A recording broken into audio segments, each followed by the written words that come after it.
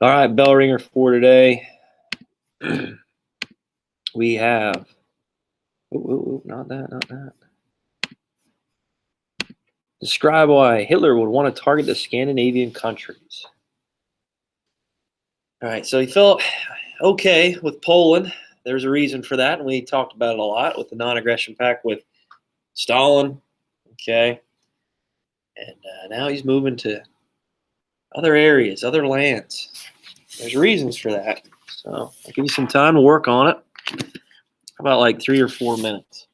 That should be enough time.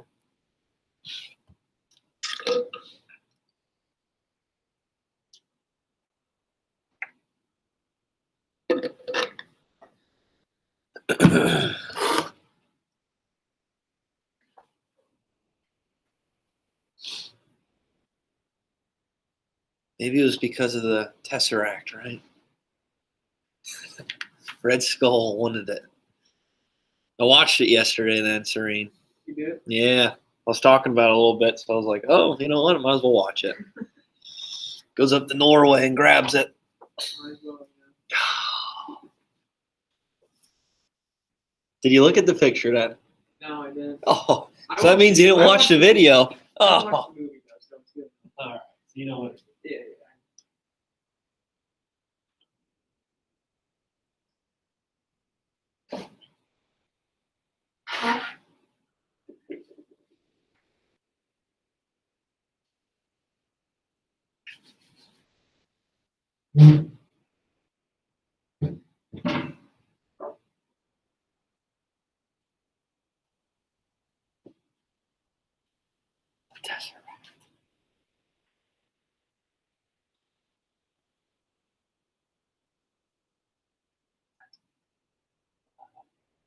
I'm shining in.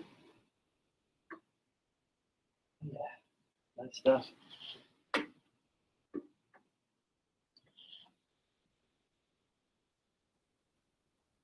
You gotta give the lights a rest. Every time I come in at 6 in the morning, they're always on. It's like I'm the first one here, so it must be on all night. Who knows? I guess someone who's flying by because they can't really see it from the road. Oh, Bowen's class is up in lights. They're still learning today, right? They're getting after it. Learn about Marvel movies.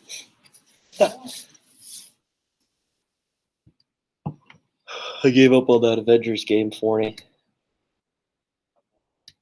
Yeah, it was just repetitive. Kind of stank. It was fun beating up on thugs with Thor, but after that, I was like, whatever. Iron Man 2 is pretty cool to play with.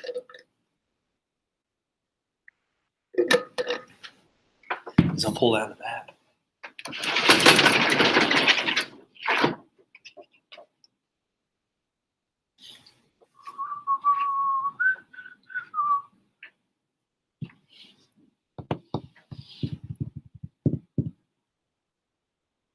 All right, one more minute to finish up here.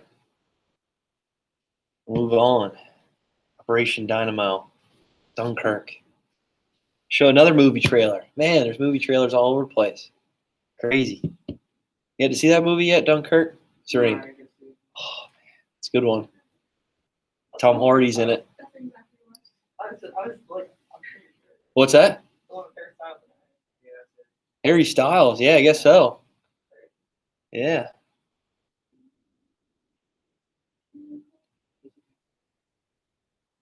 Oh, I know Chris Nolan directed it. Dark Knight trilogy. And Interstellar.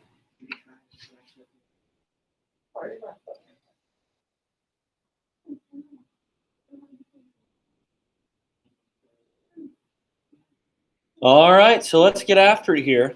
Okay. So, what did Hitler try to accomplish here at the start of 1939? You know, we all know that he took the Sudetenland. We talked about how he took Czechoslovakia.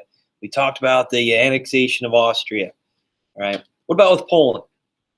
What did he do with Poland? So, yeah, he invaded it, he took it over, but what did he have to do first? Troy? Yeah, make an agreement with the Soviet Union, with Stalin. Why? So we went by the 2,000. Yeah, exactly, right? So one of his biggest fears, one of the biggest things that really hurt Germany in the First World War, was that there was a two-front war, pretty much the whole war. Okay, I mean, yeah, at the end, 1917, Soviet Union drops out, but then America joins in. America, right? Yeah, we're gonna smack them in the mouth. But yeah, he didn't want to have a two-front war for the majority of this war. He thought, well, this is going to be a terrible thing if we have to fight in two fronts. So he makes this agreement with Stalin, shocking to the rest of the world. And then where does he turn to next, which we talked about yesterday? Where does he go next?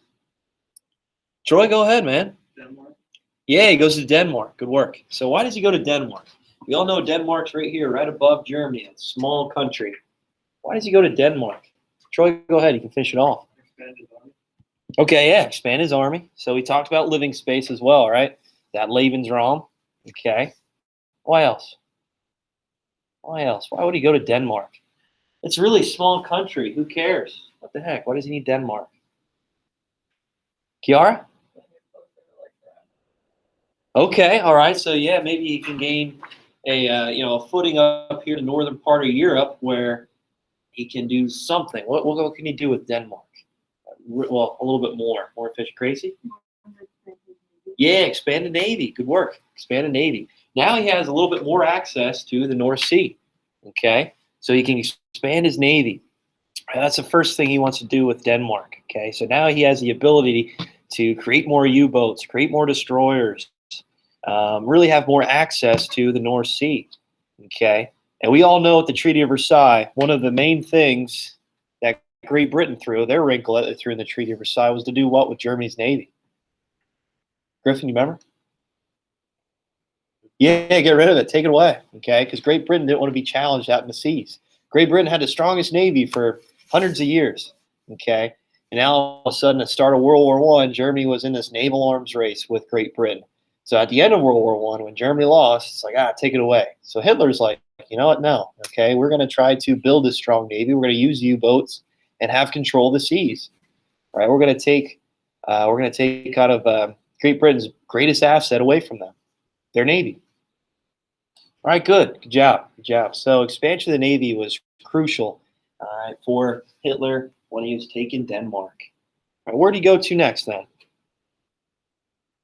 Go ahead, Troy. Norway. Yeah, Norway. Good job. Norway is up here, guys.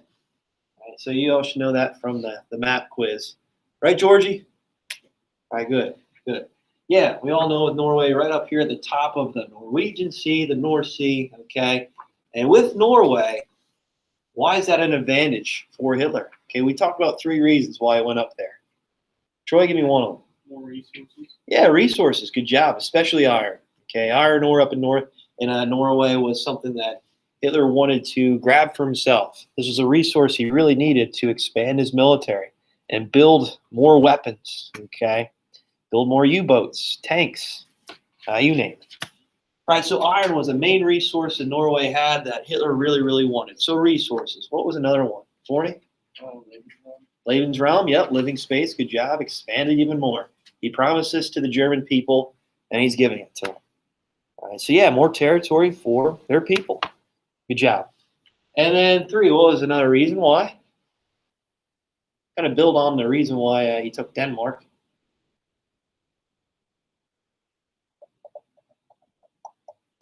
Autumn, go ahead.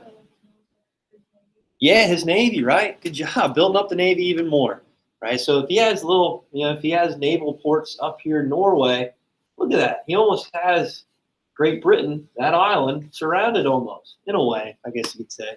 Okay, eventually, when he takes France, which we'll talk a little bit more about, not today, tomorrow, okay, then he'll pretty much have Great Britain isolated. Right? We all know Great Britain is a what? 40? An island, right? So they're kind of floating out in the middle of the ocean. And if Hitler can kind of almost surround them in a way, he can prevent their navy from making, prevent their navy from really becoming a big pressure and a opposition, a competitor to Hitler. So with Norway, Denmark, okay, eventually we'll talk about France here. He pretty much has control of the North Sea, and he's taking away Great Britain's greatest asset. their navy, right? Their navy. And we'll talk a little bit more about how that becomes really crucial when we get to some of how the United States is joining in and getting involved in Europe. All right.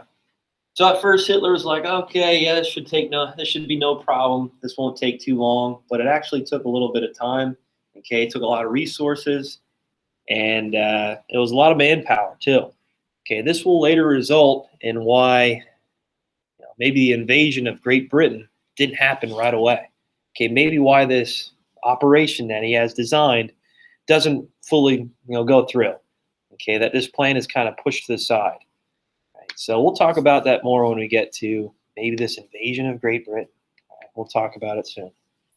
All right, so at this time, all right, what do you think Neville Chamberlain's thinking? Who is Neville Chamberlain? Who is that guy? Yara, go ahead. Yeah, Prime Minister of Great Britain. Remember, he was the guy at the Munich conference. He was flapping that paper around when he returned back to Great Britain. Said, we have peace in our time. There will be no warfare. Hitler signed this paper. We're good to go.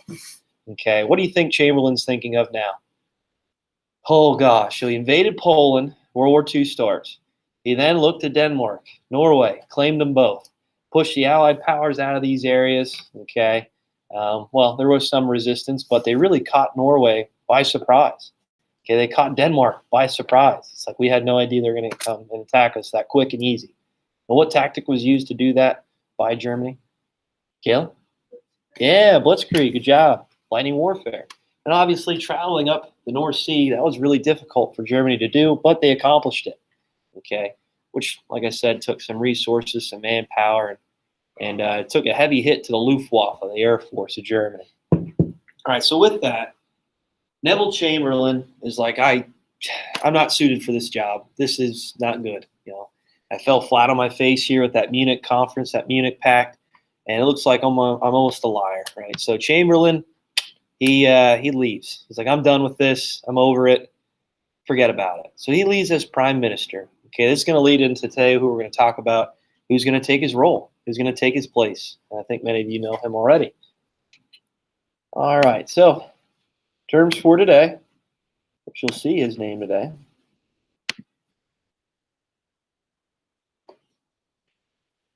Here you go. Winston Churchill. Oh, there he is. Okay, Battle of Dunkirk, Operation Dynamo, and the English Channel. I think it's important to talk about that as a location. All right, there you go. There's your terms for today.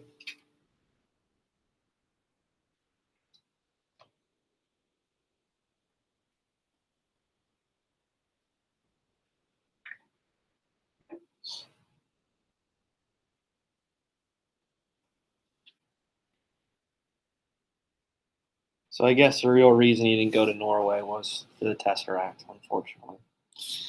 That was just made up. Cool storyline, though. They fit it in there nice. Yeah, it's fitting.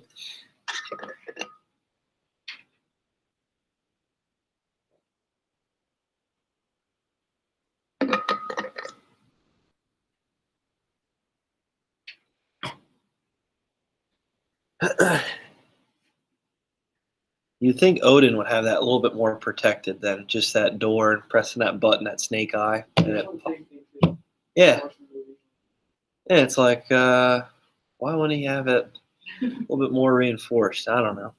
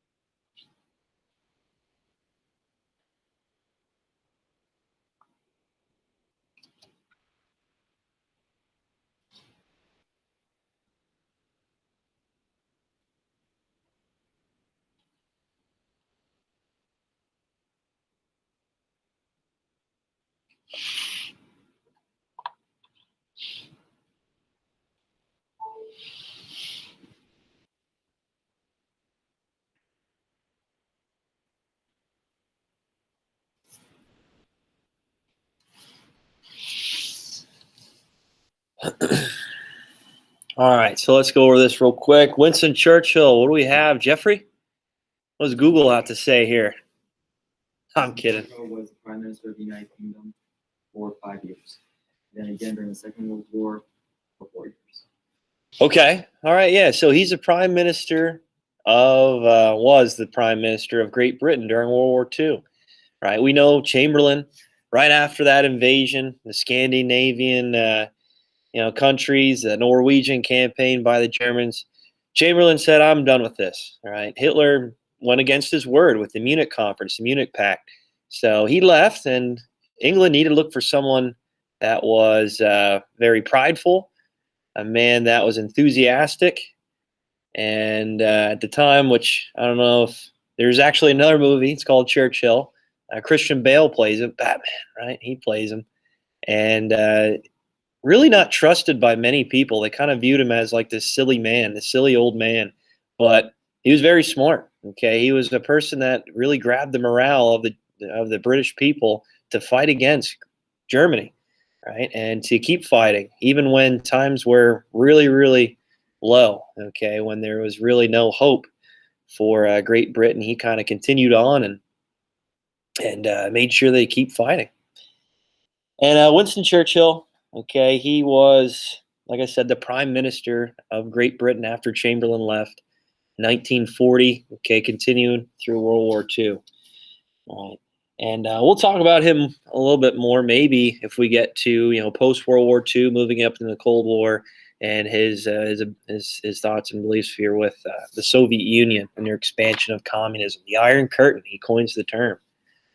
No, not the Steelers in the 70s. All right. The Iron Curtain in Europe. All right. So, Battle of Dunkirk. What do we have? Battle of Dunkirk. George, go ahead, man.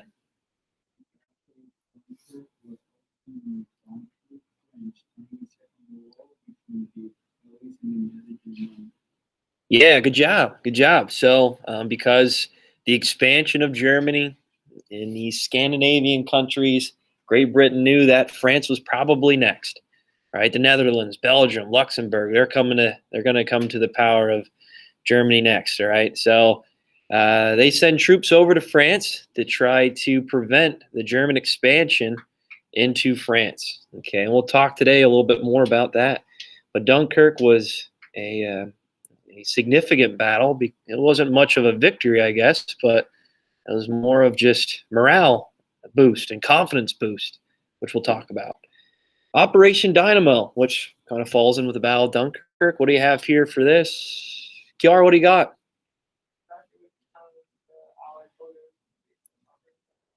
Yeah, all right. So the Allied powers, Great Britain, mostly Great Britain soldiers, British soldiers, some French.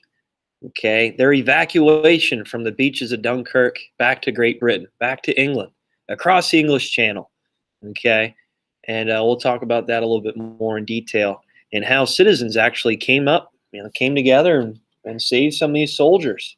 Around 330,000 troops evacuated. I know what you're thinking. How is this battle won by evacuation? By retreating? Well, I guess we'll talk about it. English Channel, what is it? Kira, what do you got?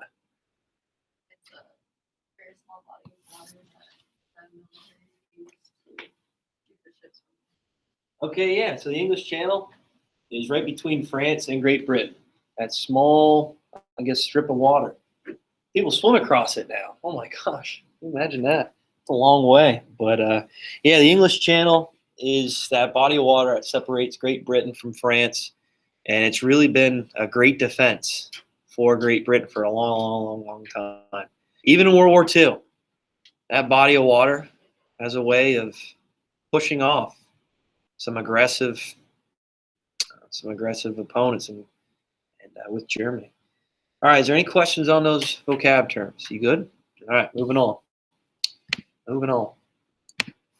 Okay, so let's see what we got here. Not much as like with slides or anything like that, but just want to go over this real quick. Yeah, there we go.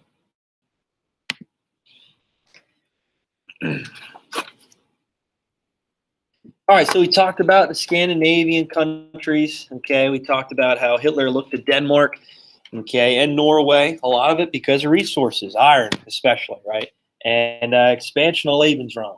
And we all know with naval superiority, so controlling of the North Sea. So where do you think Hitler's going to turn to next? So yeah, he lost actually a lot of resources, a lot of men up into Norway, up into Denmark, because it's a treacherous travel across the North Sea, right? And trying to invade a country is really difficult to do. It takes a real heavy toll. So he decides to do what next? He's like, you know what? Maybe we should back off of trying to do an invasion across a body of water. All right, let's just stick to the land, which we're really, really good at. Okay, the land battle. So where does he go to next? Gracie, where do you think?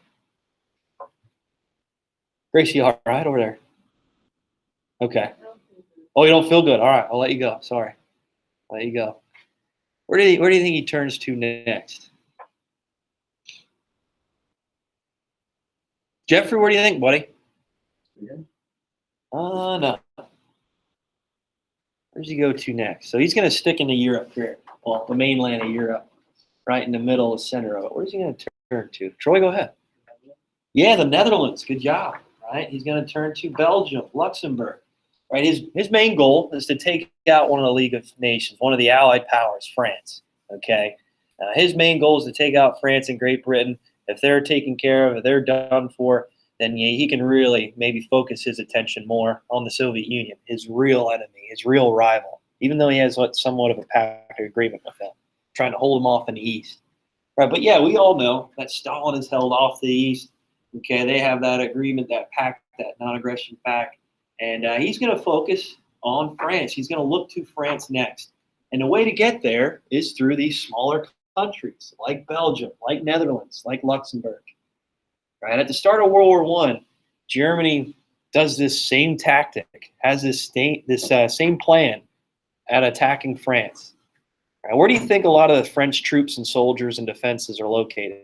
Where do you think?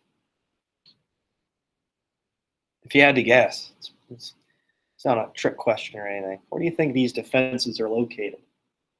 You think they're located right up here alongside the Belgian border?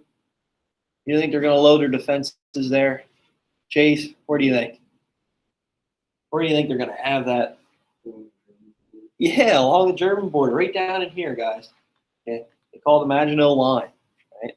And France really heavily defends it in World War I and in World War II, the start of World War II. So Germany kind of plays a trick on them again. It's like, oh, you fell for it twice, right? You fell for it twice. So Hitler decides to use what tactic again? What was that again? Go ahead, Troy. Blitzkrieg. Yeah, Blitzkrieg, to roll through the Netherlands, Belgium, and Luxembourg. And as he's doing that, France is really heavily defended down here at the German-French border. And there's a heavily thick force there. So Hitler's like, why would we go through there? Or it's heavily defended by the French troops, and there's a big forest area there. Let's just go through these smaller countries that we know we can roll through pretty easily and quickly, and see how they can maybe catch France and Great Britain by surprise. Okay. At this time, Great Britain is trying their best to try to throw troops over into France. It's like, oh, here we go. Just send as many people over as possible. And it was really just a big confusion. It's like a chicken with his head cut off. So it's like kind of running around. Where do we go? How do we stop Germany? Okay, how can we try to stop their advancement, their aggression? And plain simple, they weren't ready for this attack. They weren't ready for this big buildup of Germany's military just yet. And they're kind of shocked about how aggressive they were with these blitzkrieg tactics and these new armaments and weaponry that they had. The Luftwaffe had control of the skies. Right? So France and Great Britain had to start a war. So it's like France and Great Britain just really had no chance to really stop this heavy momentum, right? So with that, like I mentioned, Blitzkrieg sent to Netherlands, Belgium, and Luxembourg. So Hitler looks like he's unstoppable, okay? And at the same time, Great Britain sending troops over as fast as they could across the English Channel.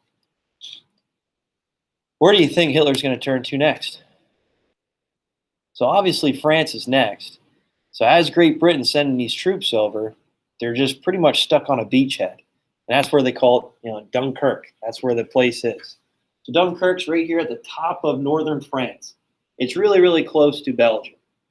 Okay, and as these troops are being kind of left off here, they're just like kind of gathering their their armaments and getting off the boat, maybe getting their sea legs back, right? And all of a sudden they see an approachment, an aggressive advancement of the German blitzkrieg. But all of a sudden, for some reason, Hitler decides not to fully attack the beachhead. He's like, you know what? Let's just kind of hold off here. Let's just stop. Right? We need to try to supply, really gain our supply lines back. Right? If we keep going and outstretch ourselves, then maybe we might see a halt in our aggression. All right? We need to stop, kind of plan our strategy, strategize again, and really focus on, really supplying our supply lines and making sure our troops are ready to go, okay, before we continue to attack. So like I said, they turned to France in the northern part of Dunkirk, okay. So with that, around 330,000 troops, Great Britain troops, just got dumped off there, and their battleships kind of moved away, and Germany still had U-boats around. Their Luftwaffe was still lingering around. And these troops were kind of stranded there on the beachhead. They're stranded there in Dunkirk. And luckily, thankfully, Hitler stopped his aggression. He stopped there at Dunkirk. Can you imagine that? It's like, hey, there's 338,000 British troops just stuck on the beach. There's really nowhere to go. Okay, you all know on a beach, there's no buildings to hide behind. There's no places to hide. You're just kind of stuck there. So all these troops are just looking around. Who's going to help us out? Okay, luckily, like I said, Hitler stopped his aggression. But if he would have continued on and maybe continued to bomb this beachhead, maybe they would have been all taken out. The 330,000 troops, that's a lot of troops. That's a lot of soldiers. Okay, that's 1/3 of a million people. 1/3 of a million soldiers. It's pretty hefty losses if they're all taken out. Some of the Luftwaffe, some of these air pilots in German, in the Luftwaffe, they were like, well, this is kind of dumb. I don't know why we're not bombing the beach. I don't know why we're not trying to destroy it. So yeah, some of these people actually kind of acted out and send bombs on the beachhead. And it was up to Winston Churchill, man here in the bottom right, that's what he looks like, Prime Minister of Great Britain coming in. He's trying to convince many of the citizens in Great Britain and in England to, hey, use your private vessels, use your fishermen ships, okay, use your own boats to go save our troops and save our soldiers across the English Channel at Dunkirk in northern France. Okay, so he actually sent the message out to the citizens, and the citizens of England, of Great Britain, took pride in it. It's like, you know what? We are a part of the war. We need to try to help our soldiers out. If we lose 330,000 soldiers, we're probably done, right? We're probably done for. So we need to try to do something quick, right? Not only, the citizens helped out, but the Navy helped out in a way, okay? But for the most part, this was a citizenship, an English citizen success, right? These people came together, used their own boats, used their own ships to help and evacuate these troops off of Dunkirk, travel them across the English Channel back to England. And that's what they call Operation Dynamo. Right? Churchill said, well, there's really nowhere else to turn. Let's ask our citizens to use their own boats, to risk their own lives on the line to help these soldiers out and bring them back to England. So yeah, it was an evacuation. Yeah, they retreated. Did they win? I guess you could say no. But when it comes to confidence, when it comes to glory, when it comes to show the soldiers and the army, okay, Great Britain citizens were actually all about this. They don't want Germany to take over the island. Right? They don't want Germany to take over Great Britain. And it kind of is just like a morale booster, kind of like a kick in the butt. It's like, let's go. Right? We need to do something here. We need to try to retaliate and stop this German aggression. All right, that's Dunkirk. Is there any questions on it? Operation Dynamo. Use your own your civilian boats, ships, and try to evacuate these troops off of northern France back to England. Right, how about I watch a trailer here? I'll share that with you. I'll have a video for you just to kind of summarize a little bit more in detail. I'll attach that so you can watch that on your own, but we'll watch a trailer now. So if you want to check this movie out, you can too. All these movies about World War II, and they all just came out not too long ago. So